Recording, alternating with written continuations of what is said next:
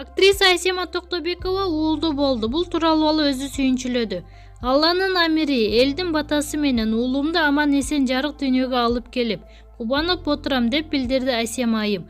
Актриса бүгүн 19 декабрда Бишкектеги төрөтканалардын биринде көз жарды. Уулуна азырынча ысым тандаша элек. Эскерте кетсек, кинематографисттер союзунун мүчөсү Айсема Токтобекова 1986 жылы 25 июлда Бишкек шаарында төрөлгөн.